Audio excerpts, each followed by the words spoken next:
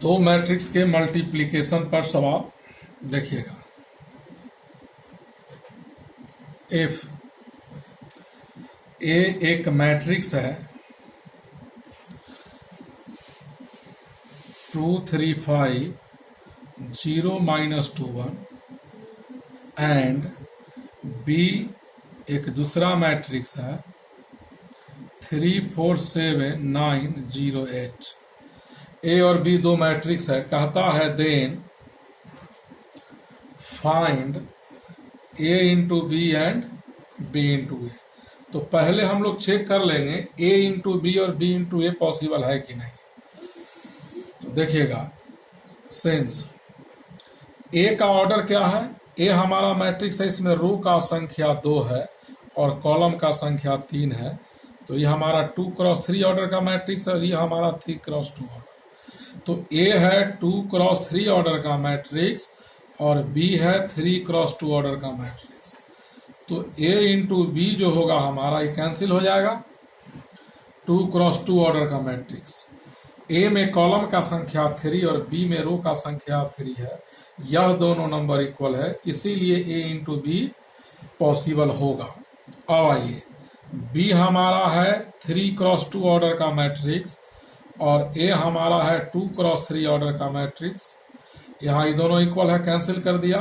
तो बी गुने ए जो हमारा होगा वो 3 क्रॉस 3 ऑर्डर का होगा, यानी बी इंटू ए भी निकलेगा इस प्रॉब्लम में और ए इंटू बी। तो सबसे पहले हम ए इंटू बी निकालते हैं ना, ए इंटू बी। तो ए का वैल्यू डालिए 2 3 5 0 -2 1 और बी एक मैट्रिक्स है यहाँ 3 4 7 9 0 8। तो दो मैट्रिक्स को इंटू कैसे करेंगे, इसका रो इसका कॉलम, इसका रो इसका कॉलम। इसके फर्स्ट रो में 3 एलिमेंट है तो इसके फर्स्ट कॉलम में 3 है। तो यहां देखिएगा ए बी 2 क्रॉस 2 ऑर्डर का है, यानी ए बी में 2 ही रो और 2 ही कॉलम होंगे। तो इसका फर्स्ट रो इसके फर्स्ट कॉलम में इंटू कीजिए, 2 को 3 में 2 इंटू 3, फिर प्लस इसका second 3 into 7 plus 5 into 0, single element हुआ। अब इसका फर्स्ट रो इसका second column 2 into 4 plus 3 into 9 plus 5 into 8। अब इसका सेकेंड रो इसका first column 0 into 3 minus 2 into 7 plus 1 into 0। फिर इसका सेकेंड रो इसका second column 0 into 4 minus 2 into 9 plus 1 into 8। अब इसको कैलकुलेशन कर लीजिएगा। 3 2 जा 6 21 7 3 जा 5 इंटू 0 0 4 2 जा 8 9 3 जा 27 8 5 जा 40 0 माइनस 14 0। यहाँ 2 0 है, यहाँ भी और यहाँ भी। अब यहाँ देखिएगा 0 माइनस 18 प्लस 8 27 8 और 27 और 40 75 माइनस 14 और माइनस 10। यही हमारा ए बी आया। अब बी इंटू ए निकालना है। अब क्या निकालना है हम लोग को, बी इंटू ए। तो यहाँ देखिए बी इंटू ए इस प्रॉब्लम में 3 क्रॉस 3 ऑर्डर का होगा। तो पहले बी लिखेंगे फिर ए। देखिएगा बी इंटू ए निकालना है, बी इंटू ए। तो बी का वैल्यू कितना है वो आप देखें। बी 3 क्रॉस 2 ऑर्डर का मैट्रिक्स है, जिसके अंदर के एलिमेंट्स 3 4 7 9 0 8। पहले बी लिखा इंटू ए 2 0 3 माइनस 2 5 1। अब इस दोनों को मल्टीप्लाई कैसे करेंगे, तो रूल है पहला मैट्रिक्स का रो और सेकेंड का कॉलम इंटू होता है। तो इसके फर्स्ट रो में 2 एलिमेंट, इसके फर्स्ट कॉलम में 2, इन दोनों को इन दोनों से मल्टीप्लाई करके ऐड करेंगे। तो 3 इंटू 2 प्लस 4 इंटू 0, फिर 3 इंटू 3 माइनस 4 इंटू 2, फिर 3 इंटू 5 प्लस 4 इंटू 1। इसका फर्स्ट रो इसके तीनों कॉलम में इंटू करके लिख दिया रो में। अब इसका सेकेंड रो, इसका first column 7 into 2 plus 9 into 0। फिर इसका सेकेंड रो, इसका second column 7 into 3 minus 9 into 2, 7 into 5 plus 9 into 1।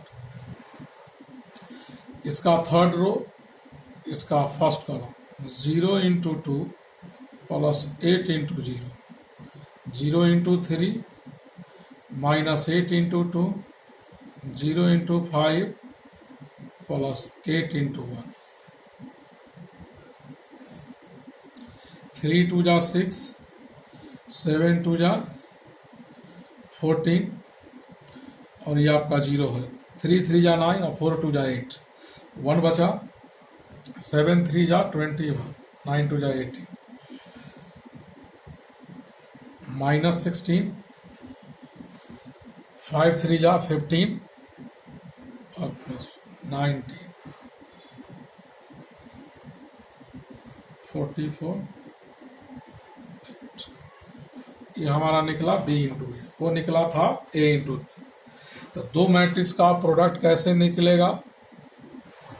3 cross 3 order बता दिए, 2 क्रॉस 2 बता दिए, 2 क्रॉस 3 का 3 क्रॉस 2 से बता दिया, 1 क्रॉस 1 का मल्टीप्लिकेशन बता दिया। फिर भी दिक्कत है, वीडियो को बार बार देखिएगा।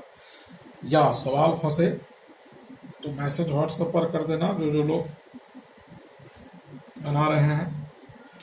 अब हम लोग पढ़ेंगे properties,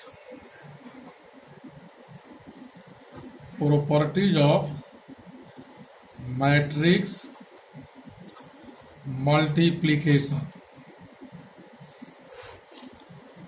properties of matrix multiplication क्या होता है? तो मैट्रिक्स मल्टीप्लिकेशन में अभी आपने देखा था कि ए बी और बी ए जनरली इक्वल नहीं आया है, लेकिन कभी कभी आता है।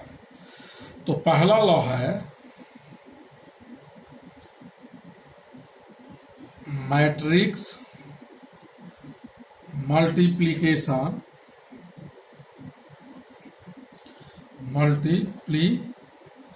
Matrix multiplication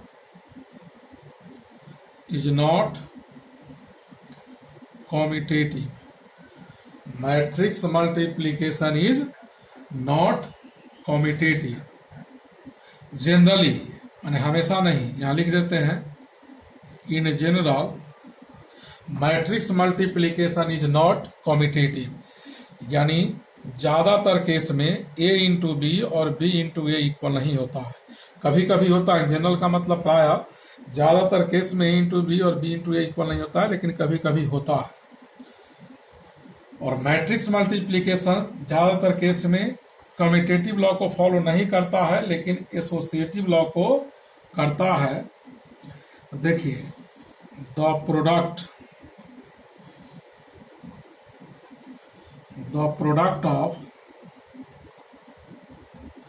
matrices obey the associative law. associative law if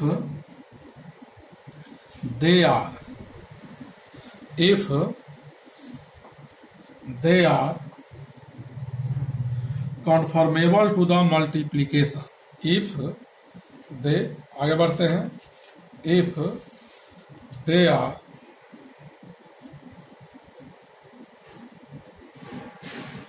conformable to multiplication, that is A into B C is equal to होता है ए बी इंटू सी। अंत में लिखा है they are conformable to multiplication. इसका मतलब बी इंटू सी possible हो और ए से बी सी का मल्टीप्लीकेशन पॉसिबल हो, तब तीन मैट्रिक्स का मैट्रिक्स मल्टीप्लीकेशन एसोसिएटिव लॉ को फॉलो करता है। अब हम लोग पढ़ेंगे डिस्ट्रीब्यूटिव लॉ।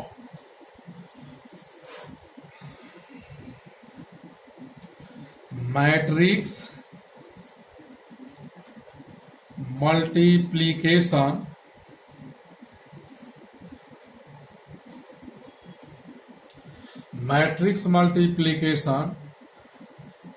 ओवे द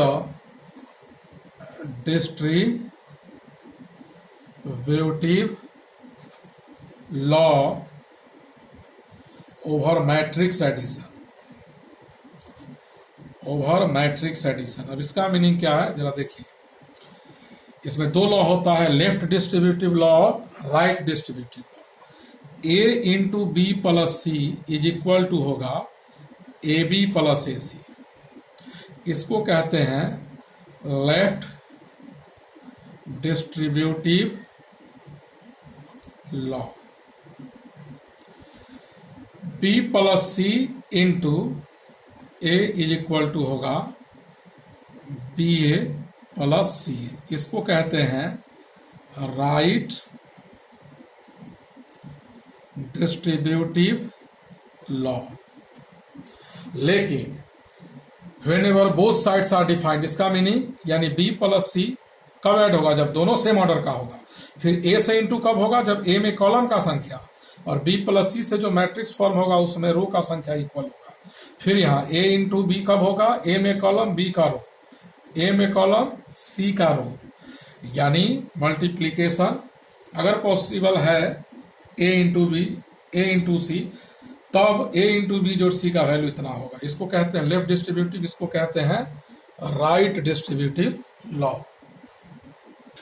अब हम लोग पढ़ेंगे आगे अगला प्रॉपर्टी, दो मैट्रिक्स का प्रोडक्ट नल मैट्रिक्स हो सकता है अगर वह दोनों नल नहीं है फिर भी। तो नेक्स्ट प्रॉपर्टी है the product of to matrices may be a zero matrix,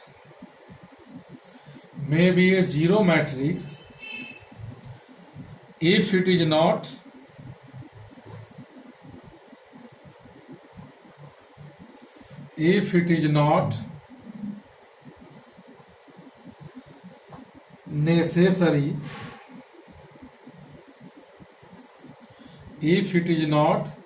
necessary that either of the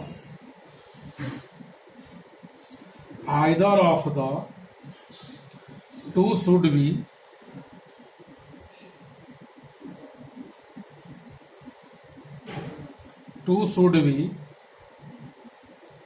a null matrix। यानी दोनों नल हो यह जरूरी नहीं है। अगर दो मैट्रिक्स नल नहीं है फिर भी उसका प्रोडक्ट नल हो सकता है। दो मैट्रिक्स अगर नल नहीं है फिर भी उसका प्रोडक्ट नल हो सकता है। लिखना है। अब आगे बढ़ते हैं, इस पर एग्जाम्पल दे देते हैं। जैसे देखिए एक्स का example, if A is equal to 0 1 0 0 and B is equal to 1 0 0 1। आप यहां देख रहे हैं ए और बी टू मैट्रिसेज है but they are not null matrix, दोनों में से कोई भी नल नहीं है। अब कहता है फाइंड ए बी, लेकिन ए बी नल आ जाएगा। देख कैसे, तो पहले ए मैट्रिक्स का वैल्यू लिखा, फिर बी मैट्रिक्स का वैल्यू लिखते हैं। तो दो मैट्रिक्स को मल्टीप्लाई कैसे करते हैं, इसका रो इसका कॉलम, 0 इंटू 1 0, फिर प्लस 1 इंटू 0। फर्स्ट मैट्रिक्स का रो और इसका कॉलम एक साथ इंटू होकर ऐड होता है। फिर इसका फर्स्ट रो इसका सेकेंड कॉलम, 0 इंटू 0 प्लस 1 इन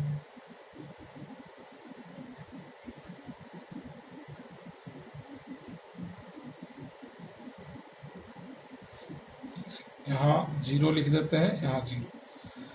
तो यहां हमारा हो जाएगा 1 इंटू 0। अब आप देखिए 0 इंटू 1 प्लस 0 इंटू 0, फिर 0 इंटू 0 प्लस 0 इंटू 0।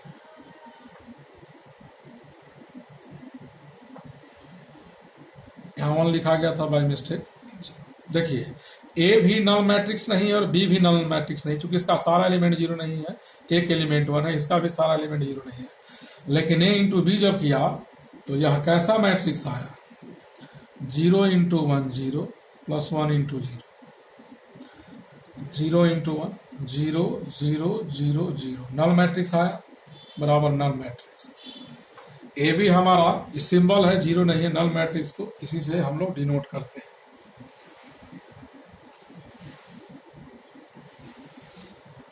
लेकिन इस पर एक और प्रॉपर्टी है, if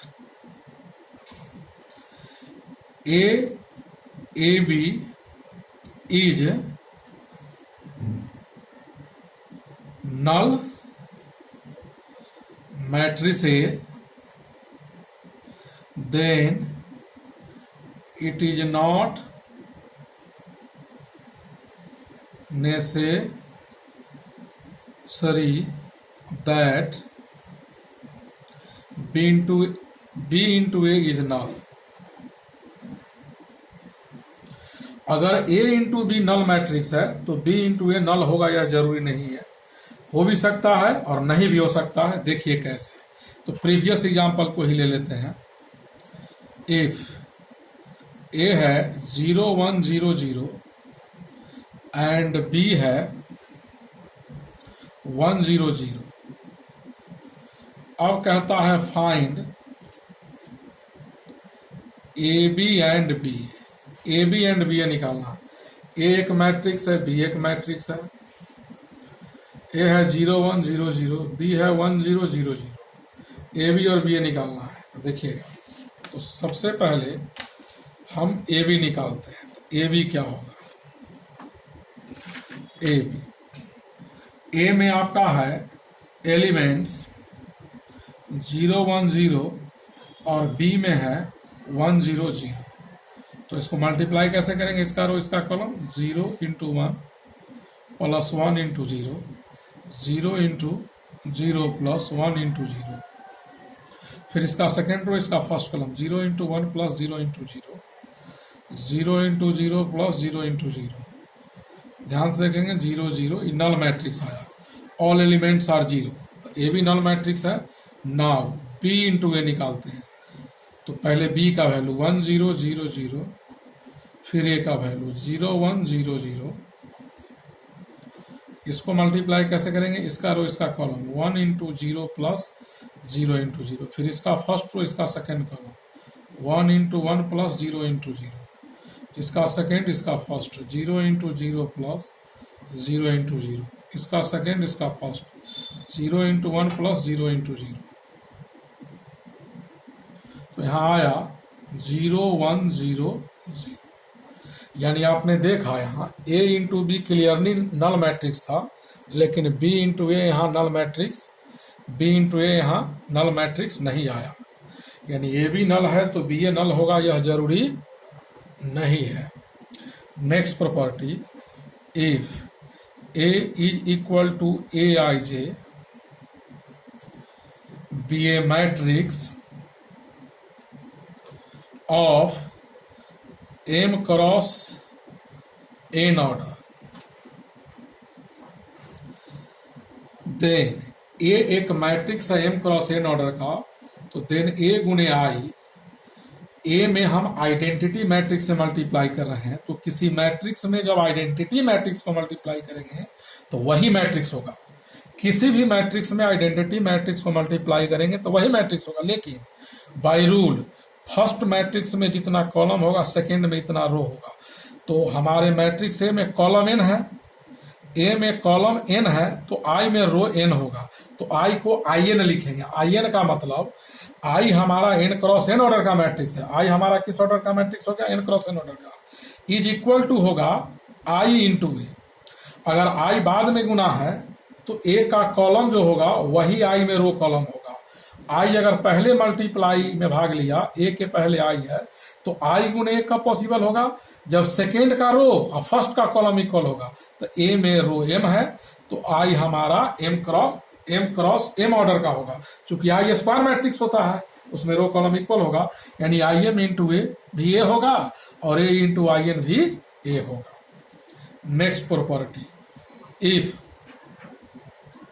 A is equal to A I J B A matrix of M cross N order, then किसी भी मैट्रिक्स में नल मैट्रिक्स को गुना करेंगे तो नल मैट्रिक्स। अगर मान लो ए है एम क्रॉस एन ऑर्डर का, तो ए में कॉलम एन है तो नल मैट्रिक्स में रो एन होगा, और मान लिया एन क्रॉस पी ऑर्डर का, तो N N cancel, null matrix जो आएगा वो एम क्रॉस पी ऑर्डर का होगा। नल मैट्रिक्स जो आएगा वो एन क्रॉस पी ऑर्डर का होगा।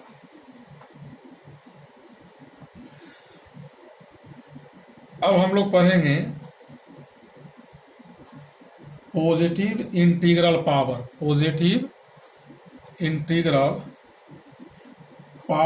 Of a square matrix. Positive integral power क्या है देखिए, let A be a square matrix of N cross N order. मान लिया ए हमारा एक स्क्वायर मैट्रिक्स है एन क्रॉस एन ऑर्डर का। देन पहला पॉइंट, ए स्क्वायर का मीनिंग हुआ आप ए इंटू ए निकालो। सेकेंड, ए क्यू का मतलब ए स्क्वायर इंटू ए। थर्ड नंबर, ए 4 है, ए का पावर 4 है, तो इसको कैलकुलेट करेंगे, पहले ए क्यू निकाल लेंगे फिर ए। उसी तरह डॉट डॉट डॉट, ए का पावर n प्लस 1 है, तो ए का पावर n यानी ए को n टाइम्स मल्टीप्लाई करेंगे ऐसे, फिर ए में इंटू कर देंगे, ये हमारा निकल जाएगा। अब इस पर थ्योरम देखिएगा,